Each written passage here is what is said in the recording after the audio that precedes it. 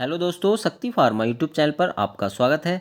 दोस्तों, आज हम फार्मास्यूटिकल केमिस्ट्री का पार्ट 7 कराने वाले हैं, जिसके अंतर्गत हम आपको एंटीडोट्स के बारे में बेसिक जानकारी देंगे और एंटीडोट से रिलेटेड टॉप 20 एमसीक्यू कराएंगे, जो आपके एग्जाम पॉइंट ऑफ व्यू से मोस्ट इम्पोर्टेंट रहने वाले हैं।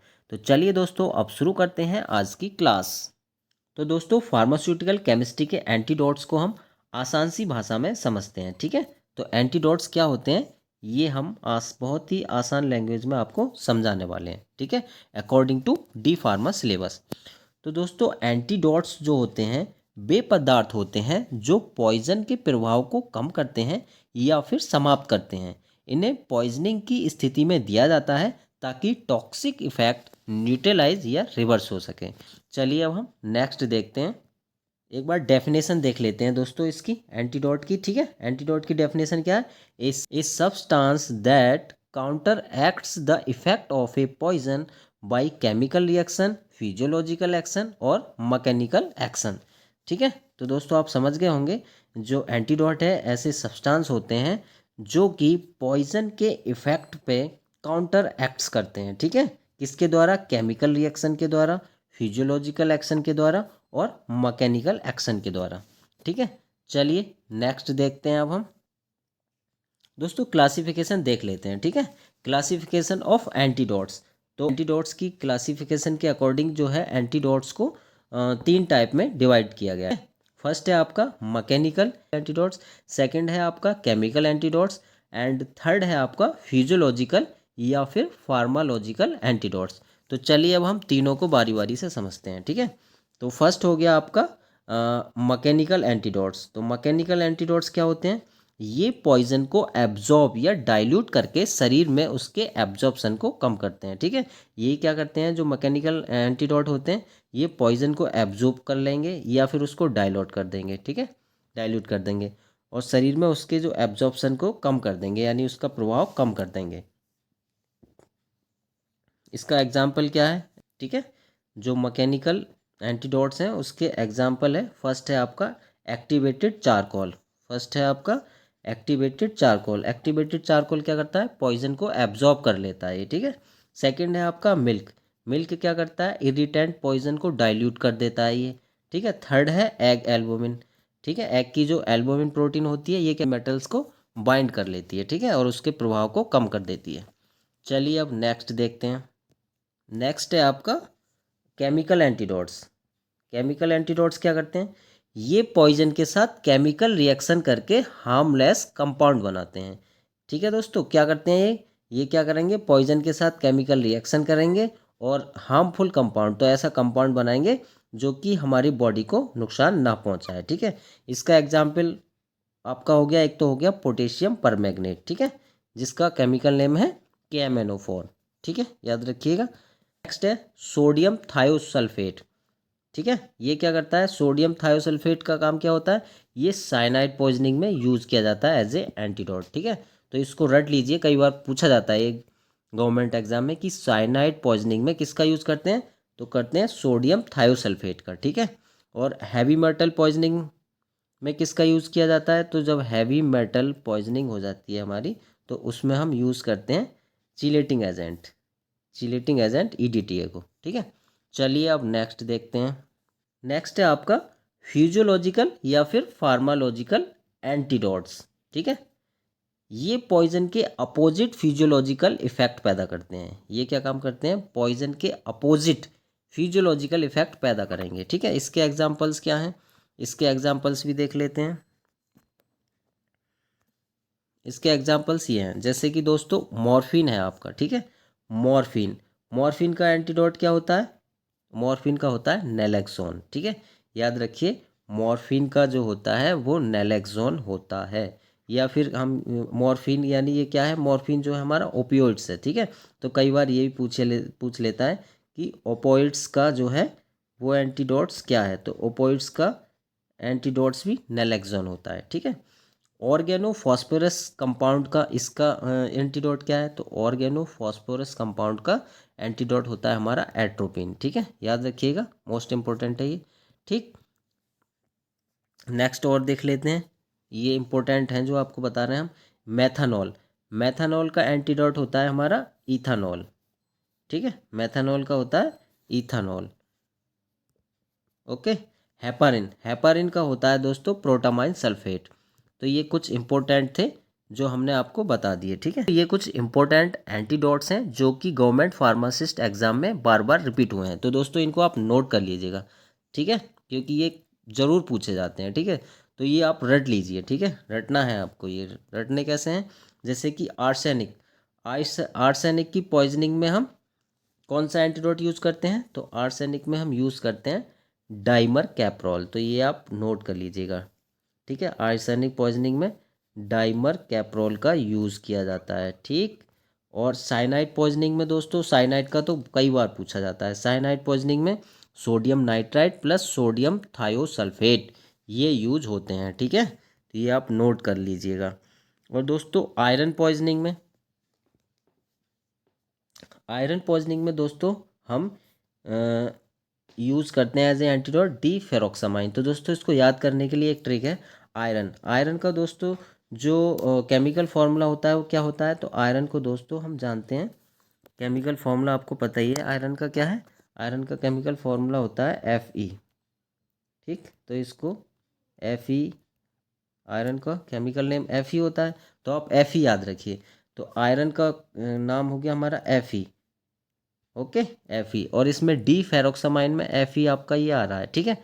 तो ये कंफ्यूज नहीं होना है, ठीक है। तो जहाँ भी आपको कंफ्यूजन हो तो आयरन का नाम होता है Fe और डी फेरोक्सामाइन में Fe आ रहा है, तो ये आप कभी भूलेंगे नहीं, ठीक है। तो आयरन का जो एंटीडोट होता है डी फेरोक्सामाइन होता है, ठीक है। अब लीड, लीड का जो एंटीडोट होता है वो दोस्तों होता है कैल्शियम डाइसोडियम EDTA। ये भी कई बार पूछा जाता है, तो इसको आप नोट कर लीजिएगा, ठीक है। ऑर्गेनोफॉस्फेट यानी इंसेक्टिसाइड्स पॉइजनिंग के लिए एट्रोपिन प्लस प्रालीडॉक्सीम यूज़ करते हैं हम, ठीक है। पैरासीटामोल का आपको पता ही है, पैरासीटामोल की ओवरडोज हो जाती है तो उसके लिए हम एन एसिटाइल सिस्टीन का यूज़ करते हैं, ठीक। तो ये कुछ एंटीडोट्स हैं इंपॉर्टेंट, ये आप ज़रूर याद कर लीजिएगा, ठीक है। दोस्तों यूनिवर्सल एंटीडोट से रिलेटेड भी कई बार एग्जाम्स में पूछा गया है, ठीक है। तो पहले दोस्तों पॉइजनिंग में यूनिवर्सल एंटीडोट दिया जाता था, ठीक है, यूनिवर्सल एंटीडोट दिया जाता था। कई बार एग्जाम में दोस्तों यूनिवर्सल एंटीडोट का कंपोजिशन पूछ लेते हैं। तो इसमें क्या होता है, एक्टिवेटेड चारकोल के 2 पार्ट होते हैं, ठीक, मैग्नीशियम ऑक्साइड का 1 पार्ट होता है और टैनिक एसिड का 1 पार्ट होता है। तो ये एग्जाम्स में पूछ लिया जाता है दोस्तों, कई बार इनका अनुपात पूछ लिया जाता है। तो आपसे पूछ लिया जाएगा कि यूनिवर्सल एंटीडोट में एक्टिवेटेड चारकोल, मैग्नीशियम ऑक्साइड और टैनिक एसिड का क्या अनुपात रहता है, तो आपको बताना है 2:1:1, ठीक है, इंपॉर्टेंट है ये। ओके दोस्तों, तो दोस्तों एंटीडोट से रिलेटेड मोस्ट इंपॉर्टेंट 20 MCQ देखते हैं। क्वेश्चन नंबर है 121, the antidote used in organophosphorus poisoning is. तो बताइएगा दोस्तों ऑर्गेनोफॉस्फोरस पॉइजनिंग में कौन सा एंटीडोट यूज करते हैं हम, ठीक है। ऑप्शन ए है हमारा एट्रोपिन, बी है नेलेक्सोन, सी है डीफेरोक्सामाइन एंड डी है प्रोटामाइन सल्फेट। तो हमारा जो करेक्ट आंसर है ऑप्शन ए यानी एट्रोपिन, ठीक है, याद रखिएगा। ऑर्गेनोफॉस्फोरस पॉइजनिंग में एट्रोपिन का यूज़ होता है। और दोस्तों एक और नोट कर लीजिएगा, ऑर्गेनोफॉस्फोरस में एट्रोपिन तो यूज़ होता ही है, इसके साथ साथ एक और केमिकल है, एक और ड्रग है जिसका हम यूज़ करते हैं, उसका नाम है प्रालीडॉक्सीम। ये भी आप नोट कर लीजिएगा, क्या है, प्रालीडॉक्सीम, इसका भी हम यूज़ करते हैं, ठीक। तो एग्ज़ाम में पूछा जाए तो आप निश्चिंत होकर बताइएगा, ठीक है। ऑर्गेनोफॉस्फोरस पॉइजनिंग में एट्रोपिन प्लस प्रालीडॉक्सीम का यूज़ करते हैं, ठीक है। चलिए अब हम नेक्स्ट क्वेश्चन की ओर चलते हैं। क्वेश्चन नंबर है 122, the antidote for morphine poisoning is. तो बताइएगा दोस्तों मॉर्फिन की पॉइजनिंग में कौन सा एंटीडोट यूज़ करते हैं, नेलेक्सोन, एट्रोपिन, बाल या फिर EDTA। तो हमारा जो करेक्ट आंसर रहेगा वो रहेगा ऑप्शन ए यानी नेलेक्सोन, ठीक है। याद रखिएगा मॉर्फिन जो है दोस्तों वो क्या है, ओपोइड्स है, ठीक है। तो कई बार ये भी पूछ लिया जाता है कि ओपोइड्स पॉइजनिंग में कौन सा एंटीडोट्स यूज़ किया जाता है, ठीक है। तो ओपोइड्स पूछ ले या फिर मॉर्फिन पूछ ले या फिर आपसे हेरोइन भी पूछा जा सकता है, ठीक है। ये सब एक ही चीज़ है, एक ही कैटेगरी की हैं, ठीक है। तो इनमें सब में नैलेक्सोन एंटीडोट का यूज़ करते हैं हम, ठीक है। चलिए अब हम नेक्स्ट क्वेश्चन की ओर चलते हैं। क्वेश्चन नंबर है 123, the antidote used in cyanide poisoning is. तो बताइएगा दोस्तों, साइनाइड पॉइजनिंग में किस एंटीडोट का यूज़ होता है।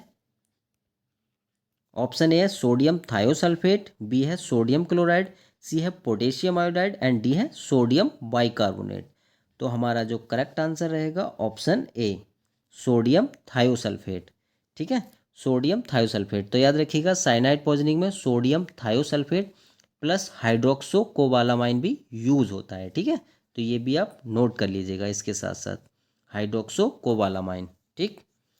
चलिए अब हम नेक्स्ट क्वेश्चन देखते हैं। क्वेश्चन नंबर है 124, dimercaprol is used as antidote in. तो बताइएगा दोस्तों, जो डाइमर कैप्रोल है एज ए एंटीडोट यूज होता है किसकी पॉइजनिंग में होता है। आर्सेनिक पॉइजनिंग में, आयरन पॉइजनिंग में, मॉर्फिन पॉइजनिंग में या फिर अल्कोहल पॉइजनिंग में। तो हमारा जो करेक्ट आंसर रहेगा ऑप्शन ए, यानी आर्सेनिक पॉइजनिंग, ठीक है। दोस्तों एक चीज़ और याद रखिएगा, जो डाइमर कैप्रोल है हमारा, ये क्या है, हैवी मेटल पॉइजनिंग में यूज़ करते हैं इसका, ठीक है। तो जैसे कि आर्सेनिक हो गया, आर्सेनिक है, या फिर मरकरी है आपका, ठीक है, मरकरी, ठीक, या फिर गोल्ड है। तो इन सभी में यूज़ होता है हमारा डाइमर कैप्रोल, ठीक है। ओके, चलिए नेक्स्ट क्वेश्चन देखते हैं। क्वेश्चन नंबर है 125, the antidote used in iron poisoning is. तो बताइएगा दोस्तों, आयरन की पॉइजनिंग में कौन सा एंटीडोट यूज़ करते हैं हम। ऑप्शन ए है डीफेरोक्सामाइन, बी है ईडीटीए, सी है बाल एंड डी है नैलेक्सोन। तो हमारा जो करेक्ट आंसर रहेगा ऑप्शन ए, यानी deferoxamine. Deferoxamine is correct answer, ठीक है। तो इसको याद करने की एक ही ट्रिक है दोस्तों, आयरन, आयरन से हम याद रखेंगे Fe, ठीक है। आयरन का जो सिंबल होता है Fe होता है और इसमें हमारा Fe आ रहा है, ठीक है। तो इसलिए आयरन की जो पॉइजनिंग में एंटीडोट के रूप में यूज़ होता है डीफेरोक्सामाइन, ठीक है। अच्छा दोस्तों, आप कमेंट करके बताइएगा जो नैलेक्सोन है वो किसका एंटीडोट है, ठीक है। चलिए नेक्स्ट क्वेश्चन नंबर है 126, the antidote for lead poisoning is. तो बताइएगा दोस्तों, लीड पॉइजनिंग में एज ए एंटीडोट किसका यूज़ करते हैं हम। Calcium disodium EDTA, sodium thiosulphate, atropine या फिर नैलेक्सोन। तो हमारा जो करेक्ट आंसर रहेगा option A, option A is correct answer, यानी कैल्शियम डाइसोडियम ईडीटीए, ठीक है। याद रखिएगा लीड पॉइजनिंग में कैल्शियम डाइसोडियम ईडीटीए का यूज़ होता है, ठीक है। अच्छा ये बताइएगा दोस्तों, एट्रोपिन जो है वो किसकी पॉइजनिंग में यूज़ होता है। अभी आपको बताया था, जल्दी से आप कमेंट करिएगा, ठीक है। चलिए नेक्स्ट क्वेश्चन की ओर चलते हैं।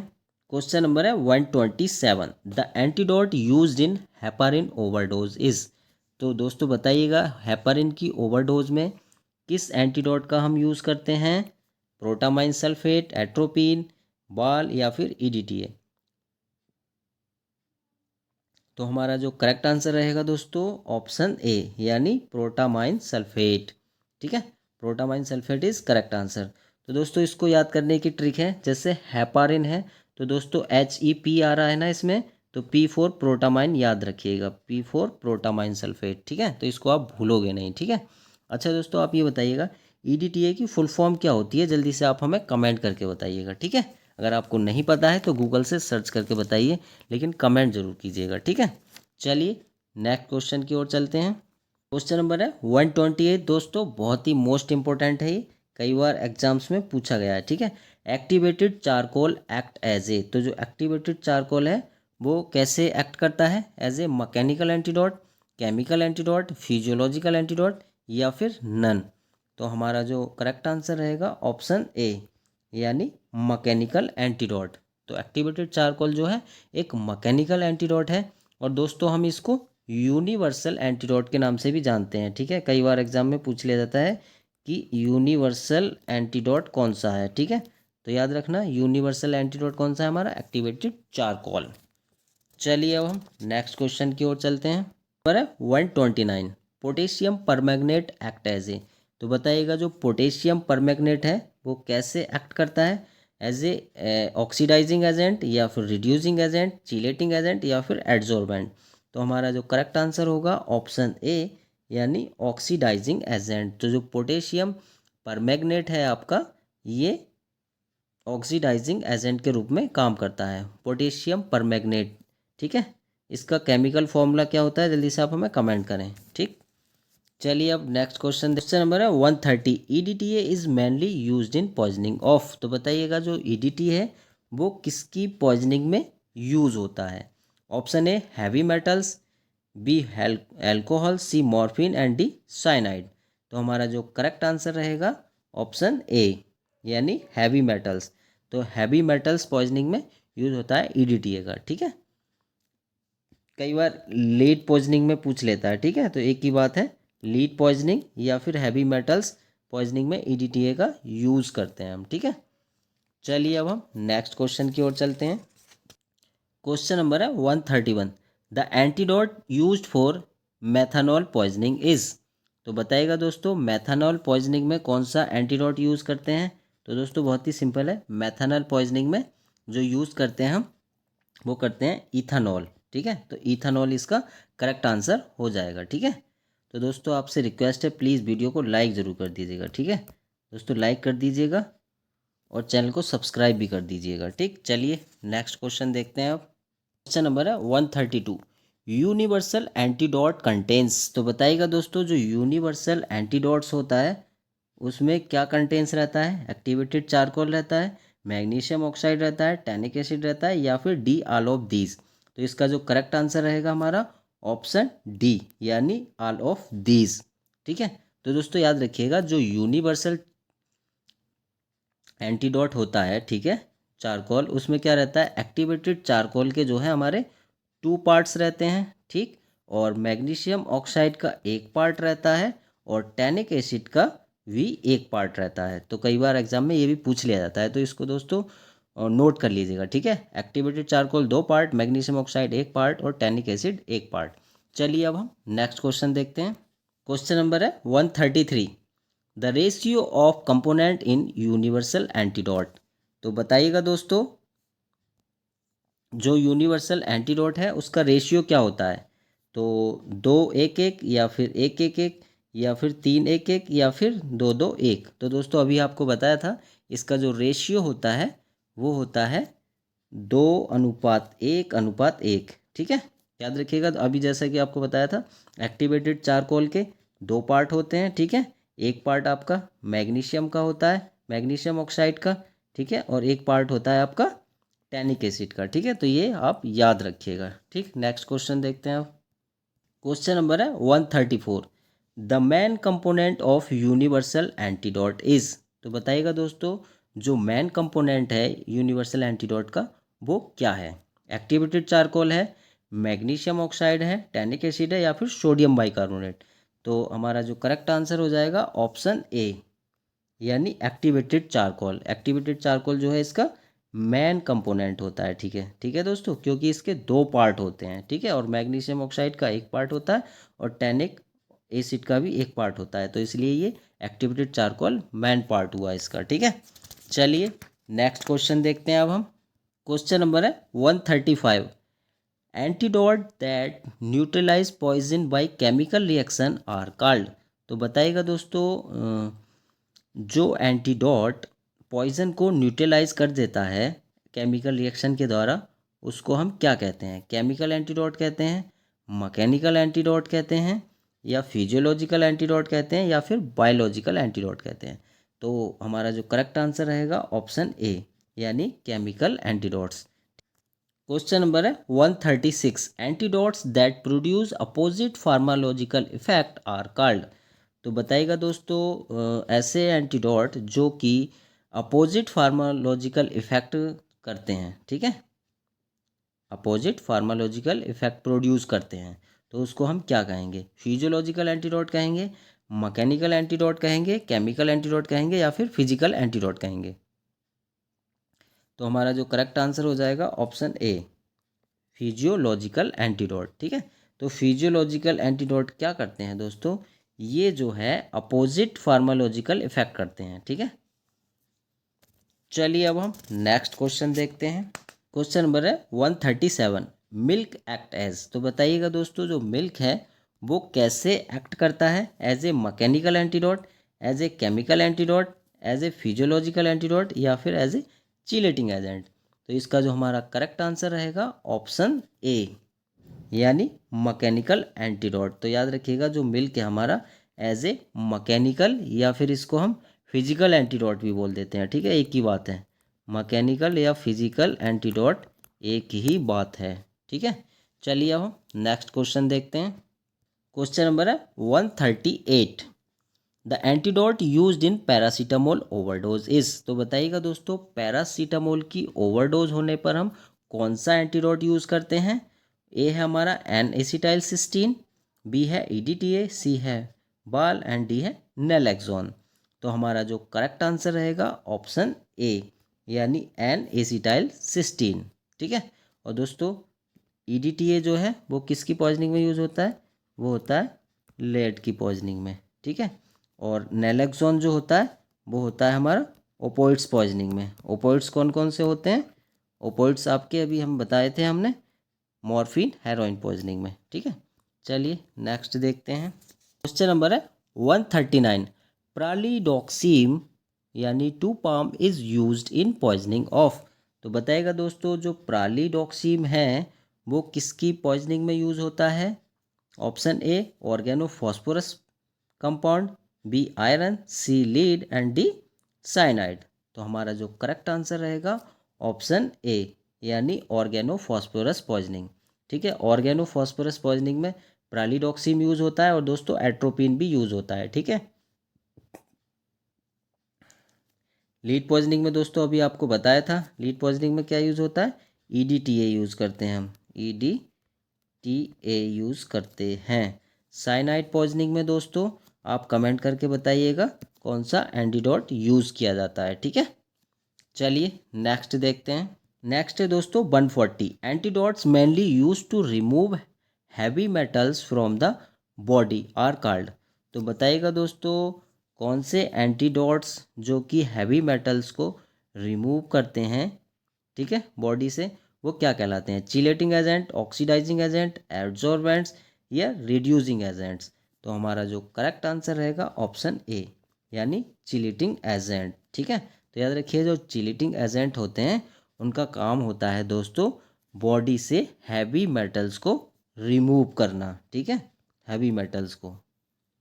तो आज की क्लास कैसी लगी प्लीज़ कमेंट जरूर कीजिएगा। अगर आपको इस क्लास का PDF चाहिए तो हमारे टेलीग्राम ग्रुप को ज्वाइन कीजिए, लिंक आपको डिस्क्रिप्शन बॉक्स में मिल जाएगा। दोस्तों अगर आपने अभी तक हमारा चैनल सब्सक्राइब नहीं किया है तो प्लीज़ चैनल को सब्सक्राइब कीजिएगा और वीडियो को लाइक एंड शेयर करना नहीं भूलिएगा। सो प्लीज़ दोस्तों, stay healthy and take care. Thank you for watching.